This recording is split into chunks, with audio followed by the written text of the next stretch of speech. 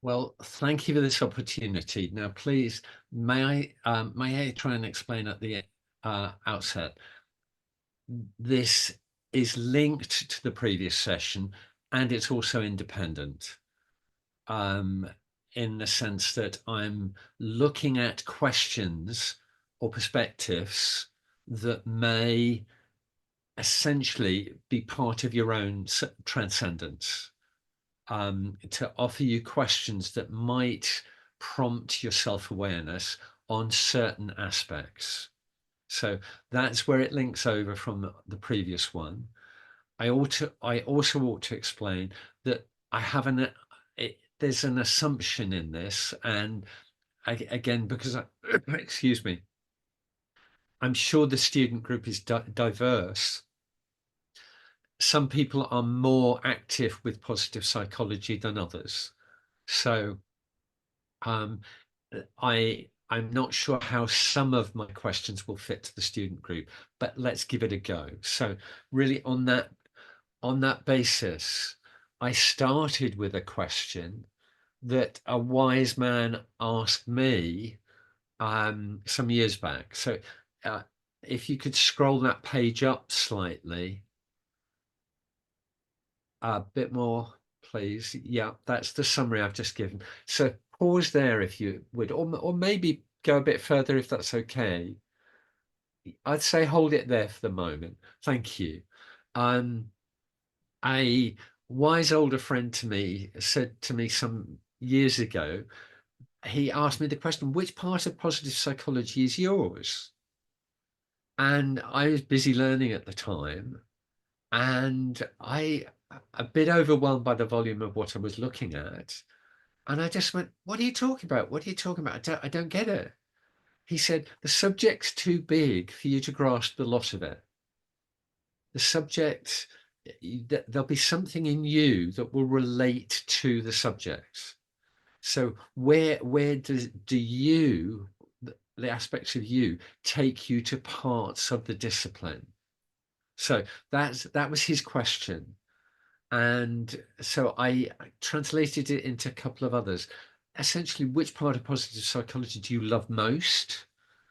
Or which one part resonates or gives most to you? It may appear an obvious question. It isn't to some. So I'm putting it out there so it becomes more conscious to you, or for you and to you. So I'm going to pause at that as a start point. We've got some lovely answers here. Is there anybody want to respond? By the way, can I say thank you to the people who've responded so far? And I've had the chance to read their comments. They've been very helpful. Quite a lovely range. But so if I pause there and say, what reaction to what I've just said? Which part of positive psychology is yours? It, you know, the importance of a question like this. Anything that wants to come in?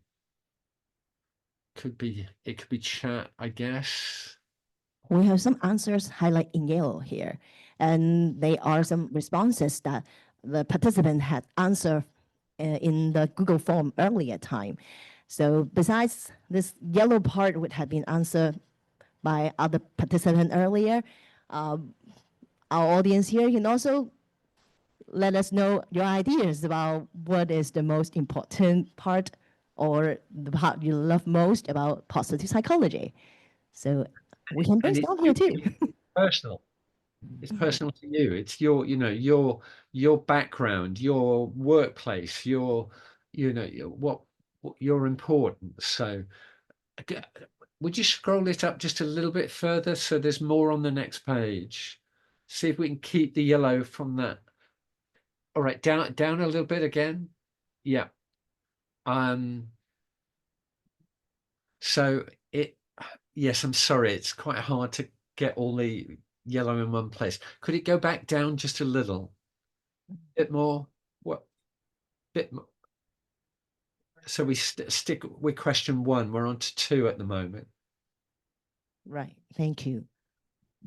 Oh, that's a good idea. That's a good idea. Thank you. So you can see all of one in one place, but it there's some lovely ideas there, some lovely experiences there. Anybody want to raise more? Actually, for myself, I have idea about positive psychology as what you have just mentioned, self-forgetfulness. I think that it's very important for us to try to put down ourselves and then look to the on the need of others, and then we would try not to feel about our own feelings so much, and we would be transcending. I think that would be one part that I like most. How about others here around? Anyone would like to share about your ideas? And if they are reflective, as in personal, that's okay. All I would say is being conscious professionally of what you are most drawn to in a subject. It will influence you. It will influence some of your choices, some of your learning. It's a valuable question. This is Alex, and I think one of the positive psychology concept I interested the most is forgiveness. Yeah, because I think sometimes even myself or I have seen a lot of people, we can't even forgive ourselves, especially in the Chinese culture. And I think is and also for the forgiveness kind of always I think people hold human beings, we always hold things very tight. Especially it's not easy to forgive or let it go. A lot of time we say forgive, we just forget. Uh, or we don't, we try to not to think about that person or that event or something like that. But in our deep heart, we haven't let it go. Yeah, and I think sometimes we really need to connect with a greater meaning or maybe um, the maybe the greater good in order to let go. Yeah. Thank you, Alex. I mean, that's an extraordinary comment, and I would say thank you as well. The the subject of forgiveness has been slow to come into positive psychology, and I believe it is being met with both interest and some very moving possibility. Any other ideas on our floor? I think somebody else was there. Yes, somebody else has remarked on compassion as a subject. So, another one just popped in. Wow. Yes, from the Zoom responding. The Meaning of suffering. Wow. the meaning of suffering and compassion is Yeah. being suggested in the Zoom. Now, I'm all of these. I mean, forgiveness, compassion, suffering, meaning. These are huge subjects. I, I, my. I mean, oh gosh, you can hear me start to stutter, can't you? They're so big. Um, I'd say have the bravery to stay there, have the bravery to keep looking. Um, the I think one of the oh gosh, where do you go? I maybe share one experience because it seemed to be a key to a lot of things. It was part of some writing I did some years back, but it was an argument that said in the history of the world, you are unique. There has never been someone like you before, nor will there be again. You are unique, and every other person is unique. And if one accepts a concept of uniqueness while being collective. I'm not saying it's individualistic. It's saying if one accepts one's own uniqueness and looks for the uniqueness of others and supports and cares for the uniqueness of others. My personal view is it does untangle some of these questions, or it adds to them. So it's a view, it's an experience. It's a very powerful one for me, but we're just putting it in case it helps.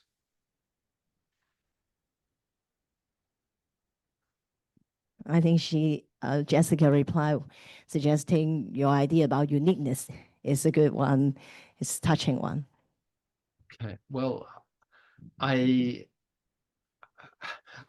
sorry again. You can hear me stutter. You see, when somebody tried to teach me that, it was like, but you can't be serious, you know. And so I had a resistance to it. But if one can go, one is unique in the, you know, in terms of history. It doesn't have to be huge. It can be small, but it can be our gifts to the world, and one of which might be supporting the uniqueness of another person as well. So, shall we try the next question? Sure, let's go on. I would say I'm coming into these not from the point that there's a right answer. I'm saying it's important we're aware of it. Mm, That we're conscious that, because it will both affect our practice and also what we're drawn to and how we learn. mm. So that's, to me, the main goal of these questions. So again, some beautiful answers here. You know, what practices or interventions are you most comfortable with? Mm. Some quite a range of subjects here. Anybody like to add more?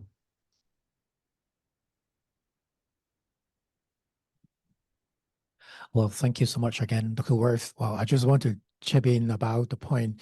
Actually, you mentioned to kind of like intentional appreciation. I think in most big cities, especially in Hong Kong, we are so crowded with all kinds of task lists, and we are very much result oriented. Well, for the students here, or I used to be a student, we want to attain GPA 4.0 in order to be happy, which is sort of like mission impossible every time. I think if we start the practice of doing, gratitude logbook, we don't need to really write it down right now using iPhone, whatever.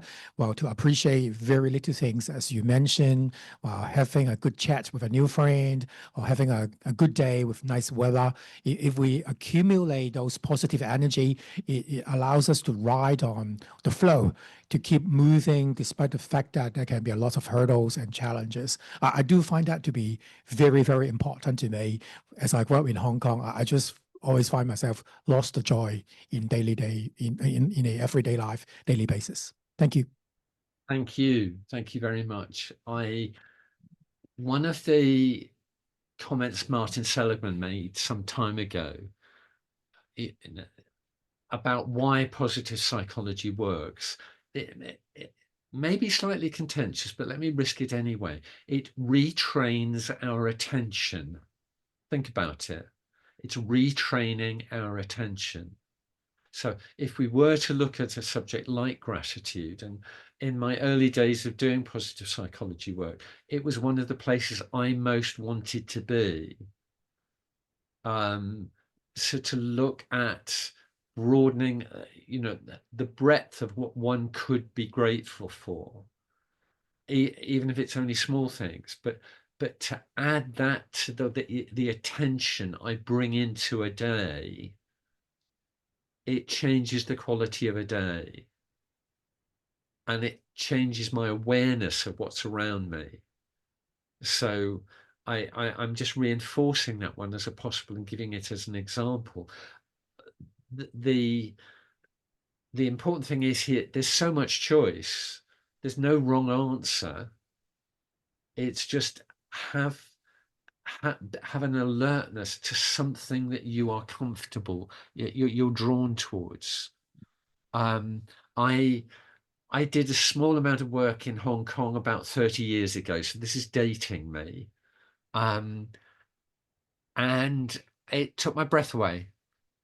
And I thought, to me, I just saw wonder in the time I was there, that so many people could, as it were, move around together, relate together, something like that.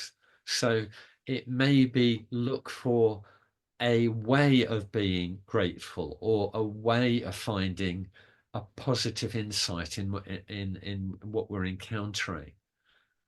Again, I'm not saying it's a right answer, it's just an answer. Thank you. And we can read some response from Zoom.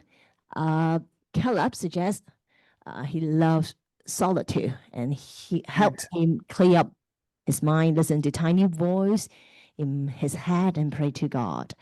And Andrea suggests that the concept of negative capability introduced by kids would be helpful for her.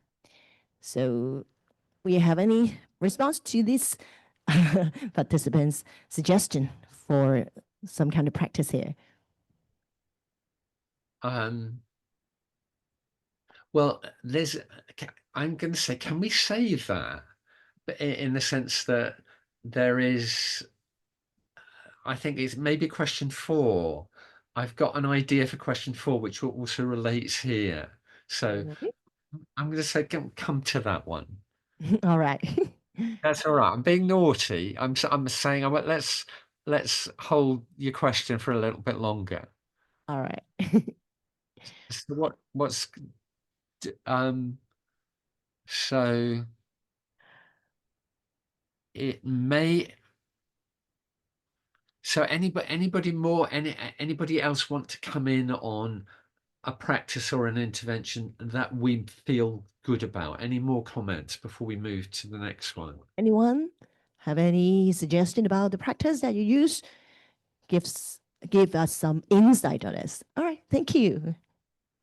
I just wondering if my approach of using positive side is appropriate because rather than choosing one of the elements, I'm often using positive side as a map for reflection, like helping my clients to ease their tension or fear to live in this world with all the challenges, like help using the positive side mindset to help them to have a fuller picture of their existence in this world.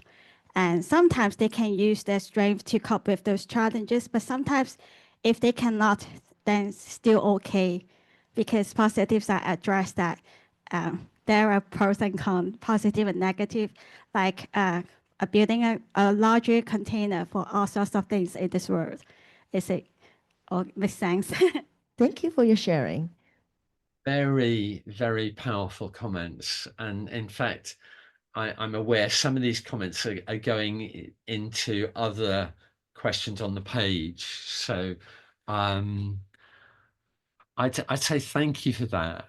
And I'm not always good about holding a thought and coming back to it, but I want to try and come back to that one or two questions down, if I may. All right. But I think we put that thinking now together with another bit of thinking. So, conscious of time, should we just check number 3? Sure, let's go on. Essentially, the question is, if we're going to try and influence somebody to do positive psychology practice of some description or intervention, how do we know it's right for them? There's some lovely comments here. Any more comments that people would like to make? That's it on this page. It is, yeah.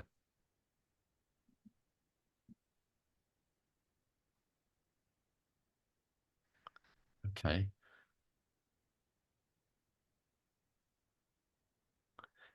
Well, maybe some answers comes to this and later questions as well. But you know, a small number of years ago, I was working with a student, and she was designing some work to do with a client, and it was clearly very prescriptive. She was saying, I will tell the client to do this, I will tell the client to do that. And I queried with her, and I said, so what's going on here? And she said, I know best. It's it's my job to tell the client what to do. Now, I don't know about you, that seemed a bit of a severe answer to me. It had a lot of assumptions in it. So I think part of the motive here is to say we need some kind of compass that says, is what we're proposing the right thing for the context? Now, you've got some lovely answers here, and you know, there's yes to it, all of them, and I'm saying it's worth being conscious of more if you are able to bring some up. And if it's not in the chat or something, all the invitation is just give thought to this question, because it is a professional practice one.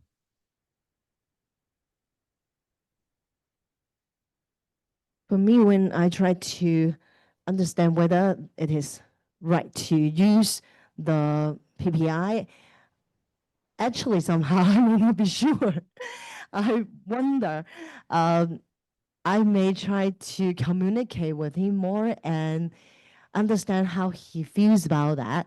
And if there is some kind of objection from him, I would just stay back and let him to express more about himself. And until I find it's the time for it, I would try to push forward a little bit. But I think I won't be so pushy on whether I need to use it all the time. I think it would be a specific time that he will be ready. So I actually have no definite answer for this too, for myself. Well, Alex, you want to say something too? I think that's the good answer, in the sense there isn't a definite answer. Yeah, I'd go, you know, for example, within textbooks, there's a questionnaire that somebody could do that points towards what kind of positive psychology practice that they might be drawn to. There's now literature that says in certain contexts, these kind of positive psychology practices seem to contribute to a healthy change, something like that. So there's a bit out there, and there's more coming, saying essentially for certain age ranges, certain practices seem to be appropriate. So there's some general answers out there. Again, as practitioners, it's important that we're conscious. How, if we're proposing something, how do we know? Are we going to check something? Now, I think there are more answers to this, and again, I know I'm conscious. I'm keep saying there's more coming. So bear with me. I think there is more coming on this one. Let's have another look what we've got here. We also received some response from the chat room. Yeah. So Andrea suggests, I wonder if positive psychology interventions might also benefit from embracing moments of controlled entropy or constructive disorder states like daydreaming, confusion during transition, or creative impasses often disrupt routine thinking, but can lead to renewal, insight, or even transformation. Any comment on this? I love it. What an extraordinary range of suggestions. It seems to be saying, and if I'm not getting the theme right, it's almost like do the unexpected, or encounter something that's an opposite and see how one deals with it. Something like that. That's a lovely range of ideas there. Thank you, Andrea. And we have another response from Zoom user. The client have more flowing and live energy and be more hopeful and confident for themselves. Which I would assume is something that we would hope for any client or any person we work with, students or otherwise.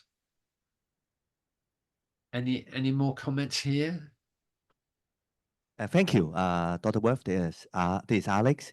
I think sometimes when people say whether PPI works, what works, sometimes I think not only I think in anywhere or in Hong Kong too, I think a lot of people try to adopt the PPI to resolve something.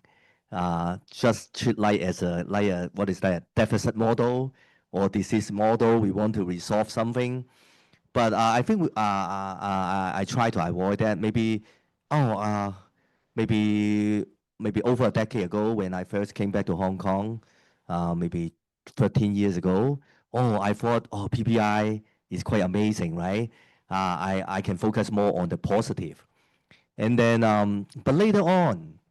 I try to focus more on self-compassion and also the meaning. And then I think the self-compassion and meaning and forgiveness can help me to enhance my growth mindset as well.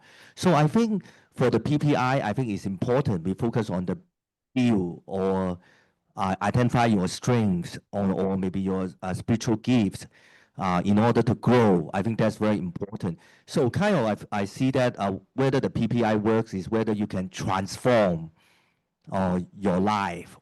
So transform mean we need to change, and then we need to build, and then we also need to take like transformative. We also need to take some active actions. I think that's the key of PPI. And actually, several years ago, one of my undergraduate students, Super IC, and I conduct a study. We adopt Lubomyrsky model about the whether the PPI. We also look at the person fit and context fit. I think there are maybe inter-individual differences, but also intra-individual differences. Because 10 years ago and 10 years now, I think I have different perspective or to different PPI. Yeah, I don't think I will practice to write a gratitude book anymore. But I mean, gratitude is in my heart, So I think it really depends on the context and the person. Yeah, I think for the group intervention, definitely we can find some principles. But when you apply, I think each person can have different effects. And I think that's why I think we need to really to look at it at the present moment, whether it helps you, and then we monitor day by day. I think that's very important. Yeah. Yes. So I think a lot of people here, because of positive psychology, you can get a lot of funding. And then, I just do some big stuff. And then I hold a lot of workshops or maybe lectures, something like that. And then after the workshop and lecture, stop. Yeah. Yeah, and then I think it's important whether you can learn and practice and then carry forward and then move it forward and pay it forward. I think that's very important. That's the key of the positive psychology. Rather than we want to resolve something or because of the mental health issue, we need to adopt positive psychology and to resolve the mental health issue. And then we find that a lot of people are living in a dilemma. On the one side, you want me to have more emotions and more engagement, but at the same time, you ask me to memorize all the exam questions, answers, something like that. I think I think we need to have first of all, we need to have a clear assumptions why we practice positive psychology, and then we also need to take into the consideration of the person fit and context fit. And also we need to also integrate with the, maybe I think, narrative approach from a live education perspective when we adopt the PPI. Thank you. Yes, thank you. I mean, that's a wonderful range of comments, and there's even more from Andrea, adding to what she's added before. So I'm going to pick up some of this in that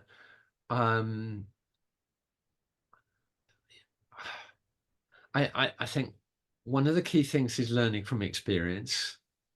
That as Alex has just said, that there's sometimes when we think it should work and it doesn't necessarily.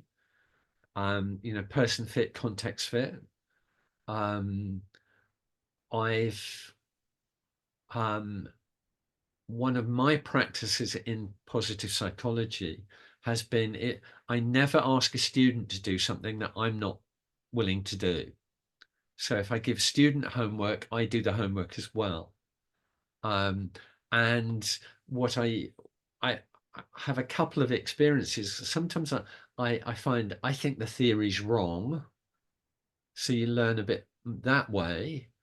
I got a very big shock in the early days of doing this, because when we're looking at gratitude practices, I found a deep inner resistance in myself to gratitude. It was like, I'm not being, you know, I couldn't be grateful. And so my homework was not doing the gratitude practice. It was finding out why I had a block to being grateful. And there was something I was angry about. I dealt with the anger, and then the gratitude came. So it was accepting a discomfort actually pointed at something that was needed.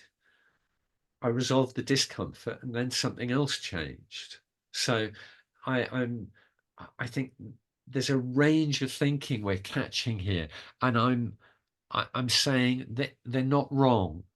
Yeah, you know, there's no exact answer, and it's like being willing to be person fit, context fit. Perhaps that's the summary.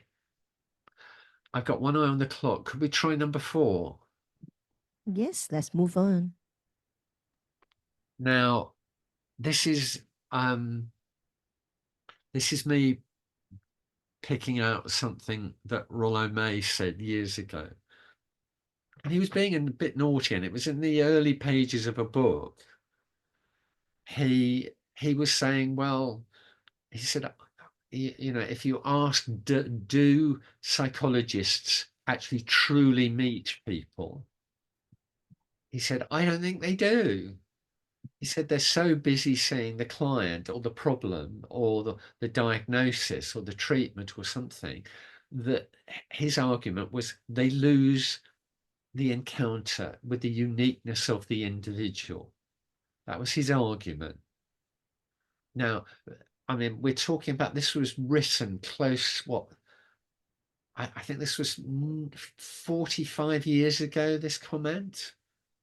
So it's a, as it were, it's a warning sign. You know, do we really meet someone openly? Or we watch how we're dealing with someone. Now, let's have a look at some of the responses we've seen so far. So yes, a problem focus may take us away from the individual. No general answer, could be. Depends on individuals and regions. Psychology professionals aren't all the same. They don't see their client. Very shrewd comment. There's so much pressure to diagnose, write reports, stick to treatment protocols, that it might block the seeing of the individual. So arrange. Anybody want to come in on this? I have what I think might be Martin Seligman's answer, but I don't know. And you hear me smiling, perhaps. Any comments on this one? Anyone would like to share your opinions on this? When I read this, my thoughts link to the drama of UK in adolescence. Adolescence is suggesting how those adolescents is being bullied in UK's situation. I don't know whether you have watched that drama recently. And a boy is of his teenage actually killed a girl because he was bullied by a girl. And when this boy was being caught into prison and he need to be having some sessions with the psychologist, and that psychologist tried to talk to this boy, and that psychologist is actually showing what May is suggesting here. That psychologist seems to be just want to finish the case, just want to get information from the boy, how he's feeling, how he's thinking, how his previous experience is affecting his psychological conditions. And after getting all these information, case closed. And that would be really horrible situation if a psychologist doing something on the teenagers when he has psychological needs. Hopefully our participants answering this in another direction and do not agree with this kind of situation. But we need to really think about how psychologists are working. I think it would be easier if the psychologists are not too busy, but somehow in Hong Kong situation, we may need to reflect because for psychologists or psychiatrists, we have a lot of cases on their hands all the time. And when they need to talk to different cases all the time, they would use very short or limited period of time, and that may not be really helpful sometimes. So that is what I think about our Hong Kong situation in the limited resource condition, which may make this to happen, as suggested by me. So, Thank you. what was our situation here, Dr. Worth? I was doing some preparation to do some teaching a while back, and I was looking at the Taib Rashid, Martin Seligman text on positive psychotherapy. Now, okay, it's got a psychotherapy label to it, but in reality, it's talking about how does one deal with any person in a situation where there's a question. And what was, I felt, a lovely way they seem to handle this is that they say the outlook to the work, the lens for the work, is to spot the good in the other person, spot the strengths, spot what's working, spot whatever one might label good. He said that it's a key lens for the encounter. So I was taking a guess that if one adopted, as it were, a positive psychology perspective to the encounter, does that actually get round and stop the Rollo May situation? Just throwing that out, just in case. Okay, what we got? So we may also try to read some post on the chat here. Yeah, I'm reading with you.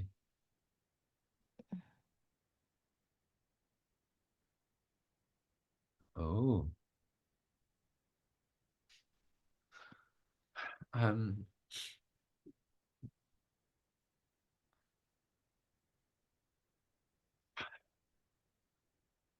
Right. Okay. I'm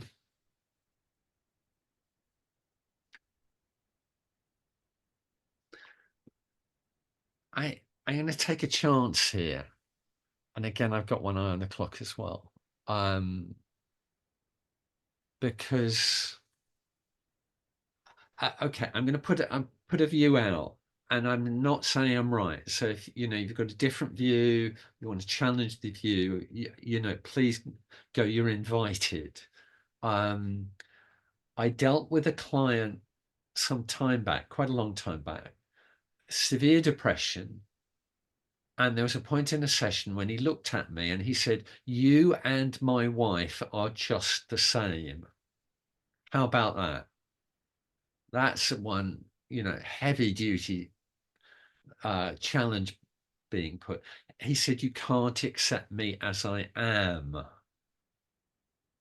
Now, again, extraordinary comment, because he was saying, "I'm depressed. You're trying to make me not depressed. Where's the acceptance of where I am?" So he was talking about the dynamic of living where he was and the reasons for living where he was, which in some way I had missed, or as a goal for him. So I got that side. Now, where was it? There's something else I was going to come with. I completely different aspect of practice. You've heard me remark, I'm severely deaf. So when I work with a client, I have to work really hard to hearing them. And so it's a major energy put for me. And there was an astonishing afternoon I had where 3 clients in a row taught me, as I'm listening, they're talking like this. And as the back end of what they were saying, their voice tone went down, and I heard them ask themselves a question. And it was half a question. It wasn't fully formed. So they give me all sorts of what one might say conscious answers. And then they're a lower voice tone. They ask themselves a question. And then that afternoon, I just asked people to answer their own questions. Now, it sounds incredibly basic. What absolutely shocked me was they all came back following week having made major change by answering their own question. What was interesting in talking to me, though, it was half a question, and I asked them to finish the question. So they got a question, complete the question. What did they want to do with it? So this may, I think in a way I'm portraying a spectrum. Yes, there's a power imbalance. Yes, there's something that comes with status. Yes, if you're a professional, you're supposed to know an answer, perhaps. And then I'm taking another step that's saying sometimes it perhaps traps us or puts us in a situation where we don't quite get it. And then the aspect of deeply listening to another person may show us that they have an answer, but they haven't spotted it. So I'm giving those comments. Anybody want to come in? Anyone to challenge a question there? I think you have given very insightful answer to Caleb. When there is struggle between the power balance, and that would be important for us to be aware of this and find some way to tackle this. But I think you have given us some very useful way to tackle this. Well, there are times, and particularly where danger is in place, that one's professional status sometimes has to kick in and to be asserted. And when I was dealing with a depressed client, he was so depressed that one felt there was a level of urgency to it. And yet he then taught me by saying, trying to get him out of the situation wasn't actually his goal. He was looking for a level of understanding. So I think what I'm pointing to is a breadth of possibility here. And I go back to the Martin Seligman, Tayyab Rashid one. that he's arguing if one goes into a session with a client looking for the positive, it changes things. Mm. Thank you. So shall we go on to another question, to question 5? So here's a good one for you, because this is the sort of Martin Sullivan question. You know, what's the best you bring into a client? And this is the invitation for you to claim it, name it. You know, what are the best parts you bring in? What your gifts to those you work with? Now, please don't be too modest. You hear the smile in my voice, maybe. You Let's stay see, balanced. I've seen people making a range of answers here. Thank you for your sharing. Thank you, Dr. Worth. I think for me, the most basic one is acceptance.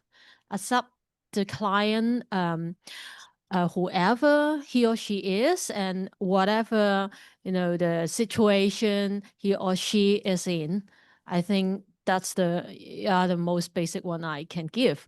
And this is one thing. And another thing is hope. Give them, you know, try to bring them hope from their inner resource, or explore hope together with them.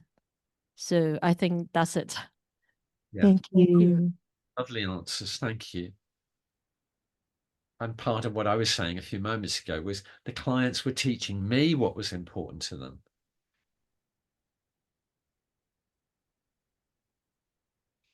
Any other gifts that you want to share with us on the floor?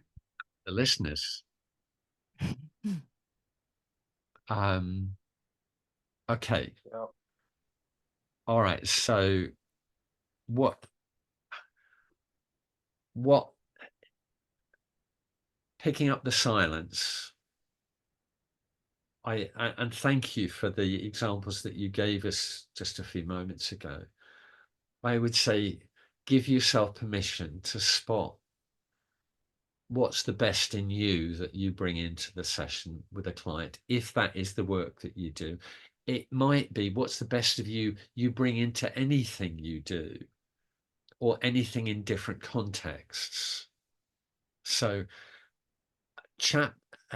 question 6 changes. So I'm aware. I'm going to just go a slightly different direction, but I wanted to really pick out 1 to 5. The goal in 1 to 5 is to say, in that self-transcendence context, one of the gifts you give yourself is to be aware of unusual perspectives, be aware of the personal, the kind of questions I was trying to pose for you, because they are self-reflective. So give yourself permission to hold those kind of thoughts. This is a slight change because I'm bringing something in from a practitioner point of view. I'm flagging different age groups have different needs in positive psychology terms. Certainly in the early days of positive psychology, it seemed to be the sense one size fits all. One exercise, you can give them to any age. Now, I think that view is moving, and there's getting more nuance on it now. So you've got some answers here as to how one might approach someone of a different age. Again, it's a reflective one about an incomplete part of what we know about practice. So any comments on what's being said here? I think there's some lovely answers here.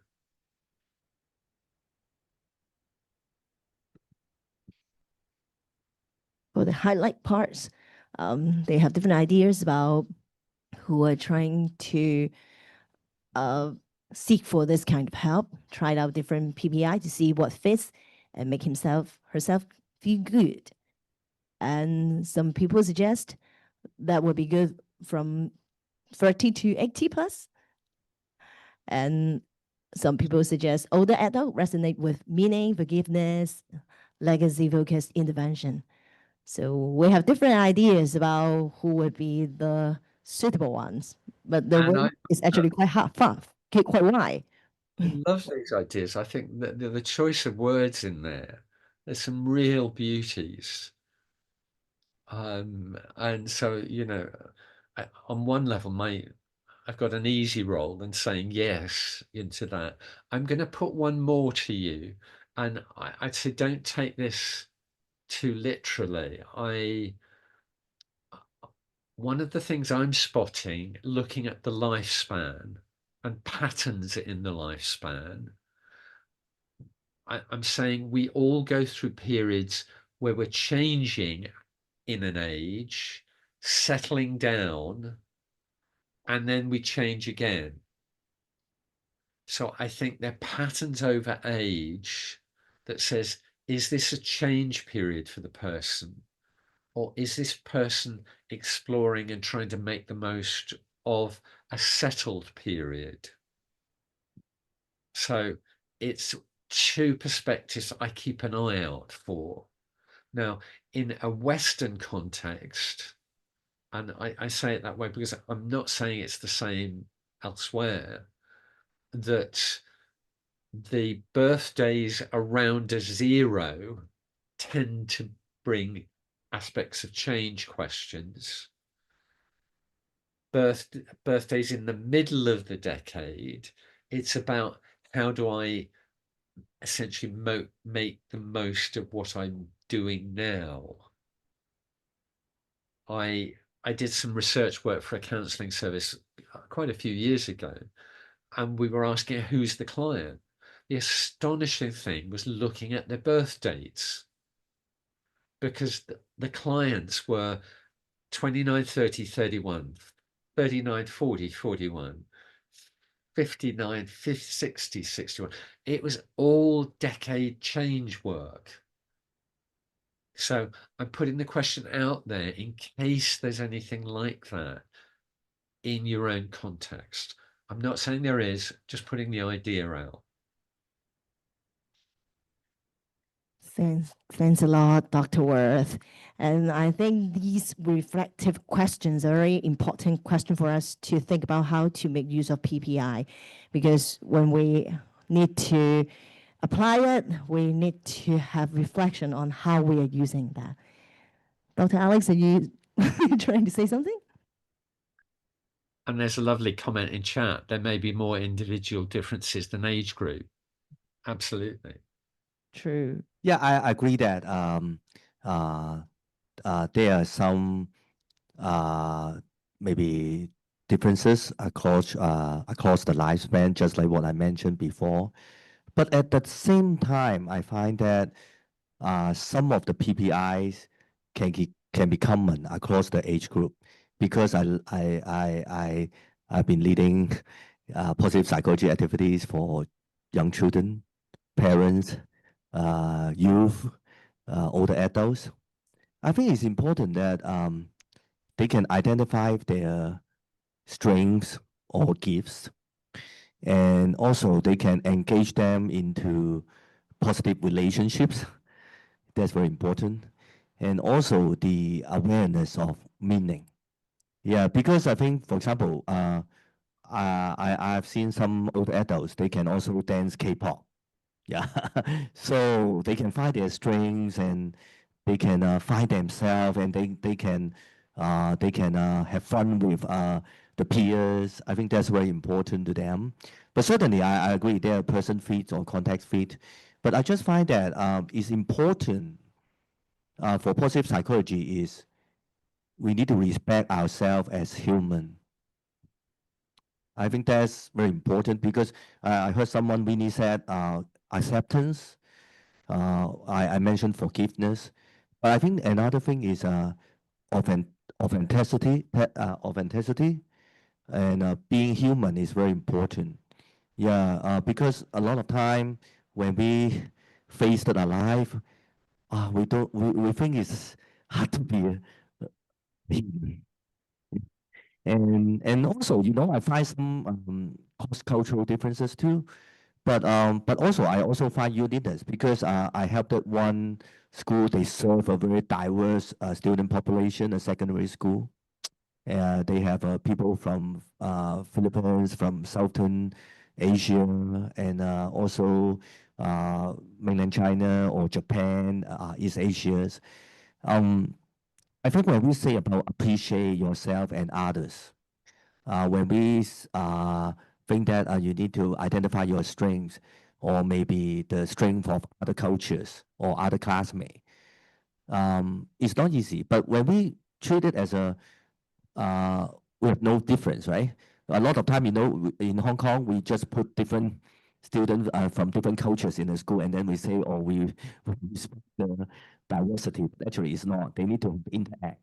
So, but when we see that we develop the curriculum to enhance the interaction and the relationship across different cultural groups, and then we find that we don't see the difference. We are human beings. Yeah. And we have some kind of a unique definitely we need different strengths and different gifts, something like that. But at the same time, we also find those uniqueness across cultures or across age group that can also add value to the development and also the implementation of the positive psychology interventions. Kind of my based on my experience over the past decade, definitely I need to learn from you because you have been doing positive psychology much longer. But I think I find that authenticity and also the respect as being a human, I think that's very important. Yeah. Thank you, Alex. And I'm aware we're running out or have run out of time. Yes, it's about the time. What I would say, if I may, is these are questions with no clear answers. They're Right. questions with beautifully the beautiful answers being given. So there's a range of possibility. So and it's the invitation to be aware of things like this. So again, it's back to the self-transcendence, alert to an important question, alert to where you think the helpful place is to be. One final point I'd make on it is, having followed positive psychology now for 25 years, I'm watching answers change or new things being learned or things moving on. So I'm saying just be open, keep your eye out for what's changing as well. And I'll stop there. Thanks a lot. Let's give our big hands to Dr. Worth. Yes, definitely we need to learn all the time and keep learning to the new trend.